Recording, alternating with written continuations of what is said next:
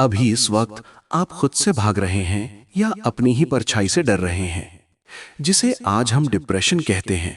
श्री कृष्ण ने उसे मोह और विषाद कहा था। आज मैं आपको गीता की वो 5 बातें नहीं बताऊंगा जो आप सैकड़ों बार सुन चुके हैं, बल्कि वो 5 सत्य दिखाऊंगा जिन्हें आपने अब तक अनदेखा किया है। तैयार हो जाइए, क्योंकि आज सोच का पुनर्जन्म होने वाला है। आज हम गीता के उन 5 महासत्यों की गहराई में उतरेंगे जो किसी भी अवसाद, किसी भी दुख से लड़ने की शक्ति रखते हैं। ये कोई कहानी नहीं है, ये स्वयं के साथ किया गया एक संवाद है, एक ऐसी यात्रा है जो आपको शून्य से अनंत की ओर ले जाएगी। जब हम डिप्रेशन या गहरे तनाव में होते हैं तो सबसे पहली चीज जो हम खो देते हैं वो है स्वयं पर विश्वास। हमें लगता है कि हम हार गए हैं, लेकिन श्री कृष्ण कहते हैं कि मनुष्य अपने विश्वास से निर्मित होता है। जैसा वो विश्वास करता है वैसा ही वो बन जाता है। इस पहले वचन की गहराई को समझिए। अवसाद क्या है? यह आपके मन द्वारा बुना गया एक ऐसा जाल है जहां आपने खुद को कमजोर मान लिया है। आप अपनी ही नजरों में गिर गए हैं, लेकिन गीता हमें याद दिलाती है कि आपके भीतर वही ऊर्जा है जिसने इस पूरे ब्रह्मांड को बनाया है। आप मिट्टी का पुतला मात्र नहीं है, आप उस परम चेतना का अंश है। जब आप सुबह उठें और आपका मन कहे कि आज कुछ नहीं हो पाएगा, तो उस विचार को चुनौती दें, अपने विश्वास को बदलें। ये कहना शुरू करें कि मैं सक्षम हूं, मैं शांत हूं, मैं विजयी हूं। आपका मस्तिष्क धीरे धीरे इस नए सत्य को स्वीकार करने लगेगा। याद रखिए, युद्ध मैदान में जाने से पहले मन में लड़ा जाता है, और मन का सबसे बड़ा हथियार आपका खुद पर अटूट विश्वास है। एक बहुत बड़ा कारण जो हमें मानसिक पीड़ा देता है वो है फल की चिंता। हम भविष्य की उन घटनाओं से डरे हुए हैं जो अभी हुई ही नहीं है। श्री कृष्ण का दूसरा महावचन कर्मण्येवाधिकारस्ते मा फलेषु कदाचन यही सिखाता है कि तुम्हारा अधिकार केवल कर्म पर है, उसके फल पर नहीं। आज का युग परिणामों का युग है। हम काम शुरू करने से पहले ही ये सोचने लगते हैं कि अगर मैं असफल हो गया तो क्या होगा, अगर दुनिया मुझ पर हंसेगी तो क्या होगा। यही डर हमें अवसाद की ओर धकेलता है। श्री कृष्ण कहते हैं कि परिणाम का बोझ अपने कंधों से उतारकर मुझे सौंप दो, तुम बस अपना कर्तव्य करो। जब आप फल की चिंता छोड़ देते हैं तो आपका मन वर्तमान में आ जाता है। डिप्रेशन अक्सर या तो अतीत की कड़वाहट में रहने से होता है या भविष्य के डर से। वर्तमान में रहने का नाम ही मुक्ति है। जब आप केवल आज और अभी पर ध्यान केंद्रित करते हैं तो वो भारीपन गायब होने लगता है। आप एक आजाद पंछी की तरह महसूस करने लगते हैं जिसे पता है कि उड़ना उसका काम है, मंजिल तक पहुंचना कुदरत का फैसला है। तीसरा सत्य जो हमें शक्ति देता है वो है हमारे भीतर का द्वंद्व। हम अक्सर दूसरों से अपनी तुलना करते हैं और खुद को कमतर आंकते हैं। गीता कहती है कि जो कुछ भी तुम्हारा है वो यहीं से लिया गया है, और जो कुछ तुम दोगे यहीं दोगे। खाली हाथ आए थे और खाली हाथ जाना है, फिर किस बात का संकोच और किस बात का शोक। ये संसार परिवर्तनशील है। आज अगर दुख की काली रात है तो कल सुख का सूरज भी निकलेगा। डिप्रेशन में हमें लगता है कि ये स्थिति कभी खत्म नहीं होगी। हम एक सुरंग में फंस गए हैं जहां रोशनी की कोई किरण नहीं है। लेकिन श्री कृष्ण याद दिलाते हैं कि परिवर्तन ही संसार का नियम है। कोई भी स्थिति स्थायी नहीं है। ना आपकी सफलता स्थायी है, ना आपकी विफलता, ना आपकी खुशी स्थायी है, ना आपका दुख। जब आप इस सत्य को स्वीकार कर लेते हैं कि ये वक्त भी गुजर जाएगा, तब आपके भीतर एक अदम्य साहस पैदा होता है। आप तूफानों के बीच भी शांत रहना सीख जाते हैं। चौथा वचन आत्मोद्धार के बारे में है। उद्धरेदात्मनात्मानं नात्मानं वसादयेत। अर्थात मनुष्य को चाहिए कि वो अपने द्वारा अपना उद्धार करे, खुद को नीचे न गिराए। ये बात आज के दौर में सबसे ज्यादा जरूरी है। अक्सर जब हम टूटते हैं तो हम उम्मीद करते हैं कि कोई आएगा, हमारा हाथ पकड़ेगा और हमें इस अंधेरे से बाहर निकाल लेगा। हम बाहरी सहारे ढूंढते हैं, लेकिन श्री कृष्ण स्पष्ट कहते हैं कि आपका सबसे बड़ा मित्र आप खुद हैं, और आपके सबसे बड़े शत्रु भी आप खुद ही हैं। कोई भी डॉक्टर, कोई भी दवा, कोई भी मित्र तब तक आपकी मदद नहीं कर सकता जब तक आप खुद अपनी मदद करने का निर्णय नहीं लेते। अपने भीतर की उस मशाल को जलाइए, खुद को कोसना बंद करें, खुद को सजा देना बंद करें। आप इस दुनिया के लिए एक उपहार है। जब आप खुद को प्यार करना शुरू करते हैं, अपनी छोटी छोटी जीत का जश्न मनाते हैं, तब आप अवसाद की जंजीरों को तोड़ देते हैं। आप खुद के नायक बनिए। 5वां और सबसे शक्तिशाली वचन है समत्व का। दुख सुख में, लाभ हानि में, जय पराजय में समान रहना। यह सुनना मुश्किल लग सकता है, लेकिन यही मानसिक शांति की कुंजी है। हमारा मन एक पेंडुलम की तरह है, जो कभी खुशी में बहुत ऊपर जाता है और कभी दुख में बहुत नीचे गिर जाता है। श्री कृष्ण कहते हैं कि स्थिर बुद्धि बनो। जब आप जीवन की उतार चढ़ाव भरी लहरों के बीच एक चट्टान की तरह स्थिर होना सीख जाते हैं, तो कोई भी अवसाद आपको हिला नहीं सकता। इसका अर्थ ये नहीं है कि आप भावनाहीन हो जाएं, बल्कि इसका अर्थ ये है कि आप अपनी भावनाओं के गुलाम न बने। आप अपनी भावनाओं के साक्षी बने। देखें कि दुख आ रहा है, उसे महसूस करें और उसे जाने दें। उसे पकड़ कर न बैठें। विचार करें, अर्जुन भी तो डिप्रेशन में ही था। युद्ध के मैदान में उसके हाथ कांप रहे थे, धनुष छूट रहा था, उसे भविष्य अंधकारमय लग रहा था।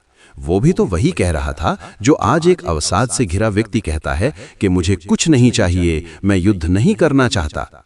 लेकिन श्री कृष्ण ने उसे कोई सहानुभूति नहीं दी, बल्कि उसे उसके स्वरूप का बोध कराया। उन्होंने उसे याद दिलाया कि वो एक योद्धा है। आप भी एक योद्धा हैं। आपके जीवन का युद्ध आपके दिमाग के भीतर चल रहा है, और इस युद्ध में जीतना अनिवार्य है, क्योंकि आप हारने के लिए पैदा नहीं हुए हैं। अपनी आंखें बंद करें और महसूस करें कि आपके भीतर एक ऐसी ऊर्जा है जिसे न आग जला सकती है, न पानी भिगो सकता है, न हवा सुखा सकती है, और न ही कोई दुख नष्ट कर सकता है। आप उस आत्मा का हिस्सा हैं जो अजेय है। डिप्रेशन केवल एक बादल है जिसने सूरज को कुछ समय के लिए ढक लिया है। सूरज खत्म नहीं हुआ है, वो वहीं है। बस अपनी इच्छा शक्ति की हवा से उन बादलों को हटाना है। अपने शरीर को ऊर्जा से भरें, अपने श्वसन पर ध्यान दें। हर सांस के साथ श्री कृष्ण की शक्ति को अपने भीतर उतरते हुए महसूस करें। आप अकेले नहीं हैं, वो सारथी बनकर आपके जीवन के रथ को संभाल रहे हैं। बस आपको डोर उन्हें सौंपनी है। जब आप समर्पण कर देते हैं तो संघर्ष खत्म हो जाता है, और समर्पण से ही शांति का जन्म होता है। शांति से शक्ति आती है, और शक्ति से विजय। इतिहास गवाह है, महानतम व्यक्तित्व वही बने हैं जिन्होंने सबसे गहरे अंधेरों का सामना किया है। आपकी आज की ये मानसिक लड़ाई कल की आपकी सबसे बड़ी ताकत बनेगी। लोग आपकी कहानी सुनेंगे और प्रेरणा पाएंगे कि कैसे एक इंसान अपनी ही आंतरिक कड़कड़ाहट से बाहर निकलकर आसमान की ऊंचाइयों को छू गया। थकना मना है, रुकना मना है। श्री कृष्ण की वाणी को अपने रगों में दौड़ते हुए रक्त की तरह महसूस करें। आप चैतन्य हैं, आप आनंदमय हैं। मन के इस अंधकार को ज्ञान के दीपक से जला दें। अपने कर्मों में खो जाएं, सेवा में लग जाएं। जब आप दूसरों के आंसू पोंछने का संकल्प लेते हैं तो ईश्वर आपके आंसू पोंछने के लिए खुद रास्ते बना देता है। अपनी ऊर्जा को सृजन में लगाएं, कुछ नया सीखें, कुछ नया बनाएं, किसी की मदद करें। जैसे जैसे आप अपने स्व से बाहर निकलकर संसार से जुड़ेंगे, अवसाद की दीवारें ढहने लगेंगी। ये ब्रह्मांड आपसे प्रेम करता है। प्रकृति की हर चीज आपको खिलते हुए देखना चाहती है। फूलों को देखिए, नदियों को देखिए, वे बस अपनी धुन में बह रहे हैं। आप भी अपनी धुन को पहचानिए। वो संगीत सुनिए जो आपके भीतर बज रहा है, वो शांति जो शोर के पीछे छिपी है। श्री कृष्ण का हर शब्द एक औषधि है। जब आप व्याकुल हों तो बस इतना याद करें, नयनम छिंदन्ति शस्त्राणि नयनम दहति पावकः। आप शस्त्रों से परे हैं, आप आग से परे हैं। आप तो उस परम सत्य का अनुभव हैं जिसे कोई डिप्रेशन छू भी नहीं सकता। इस ब्रह्मांड की विशालता को देखिए और फिर अपने उन दुखों को देखिए जो आज पहाड़ जैसे लग रहे हैं। क्या वे सच में इतने बड़े हैं? श्री कृष्ण कहते हैं कि जो बीत गया वो बीत गया, जो हो रहा है वो अच्छा हो रहा है, और जो होगा वो भी अच्छा ही होगा। ये कोई सांत्वना नहीं है, ये एक गहरे मनोवैज्ञानिक सत्य की स्वीकारोक्ति है। हम अक्सर क्या हो सकता था और ऐसा क्यों हुआ कि जाल में फंसकर अपनी वर्तमान ऊर्जा को नष्ट कर देते हैं। डिप्रेशन की जड़ें अक्सर अतीत के पछतावे में होती हैं।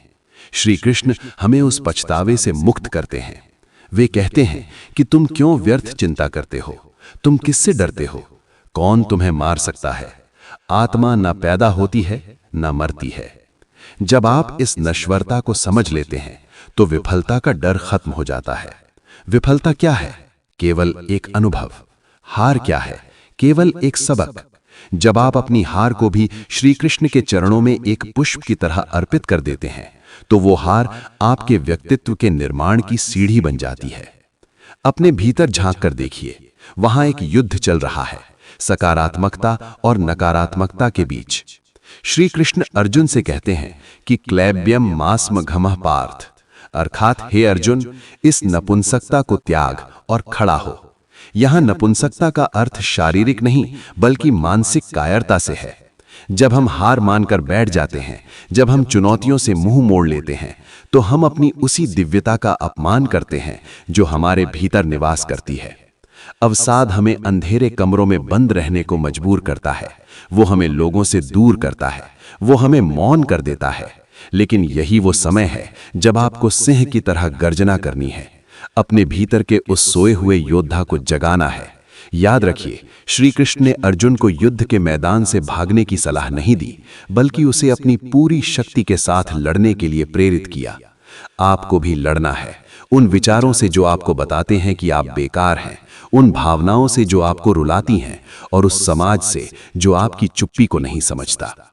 जीवन एक संघर्ष है और संघर्ष ही जीवन है। बिना संघर्ष के तो मांस की एक लोथ भी नहीं हिलती। श्री कृष्ण का जीवन स्वयं चुनौतियों से भरा था। कारागार में जन्म लेते ही माता पिता से बिछड़ना, बचपन में ही प्राण घातक हमले, और फिर कुरुक्षेत्र का वो भीषण युद्ध। यदि ईश्वर स्वयं इतने कष्टों से गुजरे, तो हम और आप कौन हैं? कष्ट आपको नष्ट करने के लिए नहीं, बल्कि आपको मांझने के लिए आते हैं। जैसे सोने को आग में तपाया जाता है ताकि उसकी अशुद्धियां दूर हो सकें, वैसे ही ये कठिन समय आपकी आत्मा की अशुद्धियों को जलाकर आपको कुंदन बनाने आया है। अपनी पीड़ा को व्यर्थ न जाने दें, उसे एक शक्ति में बदलें। जब आप अपनी पीड़ा को अपनी प्रेरणा बना लेते हैं, तो आप अजेय हो जाते हैं। तब दुनिया की कोई भी ताकत आपको झुका नहीं सकती। मनुष्य का मन ही उसका सबसे बड़ा मित्र है और वही शत्रु भी। जिस व्यक्ति ने अपने मन को जीत लिया है, उसके लिए मन सबसे अच्छा मित्र है। लेकिन जो ऐसा नहीं कर पाया, उसके लिए मन सबसे बड़ा दुश्मन बना रहता है। डिप्रेशन और कुछ नहीं, बस आपके मन का आपके विरुद्ध किया गया एक विद्रोह है। इसे साधने का तरीका श्री कृष्ण ने बताया है, अभ्यास और वैराग्य। अभ्यास करें, हर दिन हर पल खुद को सकारात्मकता की ओर ले जाने का, और वैराग्य विकसित करें उन चीजों के प्रति जो आपके नियंत्रण में नहीं है। दूसरों की राय, समाज के मापदंड, अतीत की गलतियां, इन सब से वैराग्य धारण करें। आप इस दुनिया में दूसरों को खुश करने के लिए नहीं आए हैं, आप यहां अपना धर्म निभाने आए हैं। और आपका सबसे पहला धर्म है स्वयं को स्वस्थ और संतुलित रखना। सोचिए, यदि आज आप हार मान लेते हैं, तो उन संभावनाओं का क्या होगा जो आपके भविष्य में आपका इंतजार कर रही हैं। श्री कृष्ण कहते हैं कि कर्म का मार्ग कभी निष्फल नहीं जाता। आपका हर छोटा प्रयास, हर वो सुबह जब आप उदासी के बावजूद बिस्तर से उठते हैं, हर वो पल जब आप रोते हुए भी मुस्कुराने की कोशिश करते हैं, ये सब आपके कर्म हैं। और इन कर्मों का फल एक दिन शांति और सफलता के रूप में निश्चित ही मिलेगा। परमात्मा कभी किसी की मेहनत का एक अंश भी उधार नहीं रखता। भरोसा रखिए उस दिव्य व्यवस्था पर। आप इस अनंत सृष्टि के एक महत्वपूर्ण हिस्से हैं। आपके बिना ये ब्रह्मांड अधूरा है। जैसे रात के बाद सुबह का आना अनिवार्य है, वैसे ही आपके जीवन के इस अंधकार के बाद प्रकाश का आना भी निश्चित है। श्री कृष्ण की उंगली थाम कर चलिए। अपने भीतर की आवाज को सुनिए जो कह रही है, उठो, जागो, और तब तक मत रुको जब तक लक्ष्य प्राप्त ना हो जाए। आपका लक्ष्य है अपनी आंतरिक शांति को वापस पाना। आपका लक्ष्य है उस आनंद को फिर से जीना जो आपका जन्म सिद्ध अधिकार है। अवसाद एक अतिथि की तरह है। इसे अपना स्थायी निवासी न बनने दें। इसे आने दें, इससे सीखें और फिर इसे विदा कर दें। अपनी सांसों पर ध्यान दें। ये सांस ही आपके और परमात्मा के बीच का सेतु है। हर आती जाती सांस के साथ कहें, अहम ब्रह्मास्मि, मैं ही वो अनंत चेतना हूं। अब समय है कि आप अपनी आंखों से वो पट्टी हटा दें जो डर और संदेह ने बांधी है। देखिए उस विराट रूप को जो हर कण में व्याप्त है। जब ईश्वर हर जगह है, तो क्या वो आपके हृदय में नहीं है? और यदि वो आपके हृदय में विराजमान हैं, तो क्या कोई अंधेरा वहां टिक सकता है? कभी नहीं। बस अपनी चेतना को उस केंद्र की ओर मोड़ें। अपनी ऊर्जा को बिखेरने के बजाय उसे समेटें। जैसे कछुआ अपने अंगों को समेट लेता है, वैसे ही अपनी इंद्रियों को बाहर की भागदौड़ से हटाकर अपने भीतर की शांति में स्थापित करें। वही असली योग है, वही असली मोक्ष है। आप एक साधारण मनुष्य नहीं हैं, आप एक महान गाथा के नायक हैं। और हर नायक की कहानी में एक ऐसा मोड़ आता है जहां सब कुछ खत्म होता हुआ लगता है, लेकिन वहीं से असली नायक का उदय होता है। आपकी कहानी अभी खत्म नहीं हुई है, ये तो बस एक नया अध्याय शुरू होने की तैयारी है। विश्वास रखें, साहस जुटाएं और श्री कृष्ण के इन वचनों को अपने जीवन का आधार बनाएं। आप देखेंगे कि कैसे धीरे धीरे वो भारीपन कम हो रहा है, कैसे आपके जीवन में फिर से रंग भर रहे हैं। आप विजयी होंगे, क्योंकि सत्य की जीत हमेशा होती है और आपके भीतर का सत्य अजेय है। जीवन के इस गहन मंथन में, जहां एक ओर आपके विचारों का कोलाहल है और दूसरी ओर श्री कृष्ण की शांत मुरली की तान, वहां आपको एक चुनाव करना होगा। अवसाद अक्सर हमें यह सोचने पर मजबूर कर देता है कि हमारे पास कोई विकल्प नहीं है, लेकिन गीता हमें सिखाती है कि चुनाव ही मनुष्य की सबसे बड़ी शक्ति है। आप दुख को चुन सकते हैं या आप उस दुख से मिलने वाले बोध को चुन सकते हैं। जब आप अपनी पीड़ा को केवल एक दर्द की तरह देखते हैं तो वो आपको तोड़ देती है, लेकिन जब आप उसी पीड़ा को एक तपस्या की तरह देखते हैं तो वो आपको निखार देती है। श्री कृष्ण का पूरा जीवन ही एक संदेश है कि विपरीत परिस्थितियों में भी कैसे मुस्कुराया जाता है। कुरुक्षेत्र के उस मैदान में जहां चारों ओर मृत्यु का तांडव होने वाला था, वहां भी माधव के चेहरे पर एक शांत मुस्कान थी। वो मुस्कान किसी अहंकार की नहीं, बल्कि इस सत्य के ज्ञान की थी कि जो कुछ भी हो रहा है वो उस महान चेतना के विधान का हिस्सा है। अपनी अंतरात्मा की गहराई में उतरकर देखिए, क्या वहां कोई कमी है? नहीं, आप पूर्ण हैं। पूर्णमदः पूर्णमिदं पूर्णात् पूर्णमुदच्यते। वो परमात्मा पूर्ण है और आप उसी के अंश हैं, इसलिए आप भी पूर्ण हैं। डिप्रेशन आपके मन की एक अधूरी अवस्था है, आपकी आत्मा की नहीं। अपनी आत्मा को पहचानिए। जब आप स्वयं को शरीर या केवल एक नाम समझना बंद कर देते हैं और खुद को उस अनंत ऊर्जा के रूप में देखते हैं, तो आपकी सारी चिंताएं छोटी हो जाती हैं। लोग क्या कहेंगे, सफलता कब मिलेगी, ये अकेलापन कब खत्म होगा, ये सारे सवाल उस समय धुंधले पड़ जाते हैं जब आप ये समझ लेते हैं कि आप इस ब्रह्मांड के उतने ही हकदार हैं जितना कि सूरज, चांद और सितारे। आपको यहाँ रहने का पूरा अधिकार है, आपको खुश रहने का पूरा अधिकार है। श्री कृष्ण अर्जुन से कहते हैं कि हे कुंती पुत्र, तुम अपने कर्मों के प्रति समर्पित रहो, क्योंकि अकर्मण्यता से श्रेष्ठ कर्म करना है। अक्सर अवसाद में हम पैरालिसिस ऑफ एनालिसिस का शिकार हो जाते हैं, यानी बहुत अधिक सोचने के कारण कुछ ना कर पाना। हम बिस्तर पर पड़े पड़े पूरी दुनिया की समस्याओं का हल ढूंढना चाहते हैं, लेकिन एक कदम आगे नहीं बढ़ाते।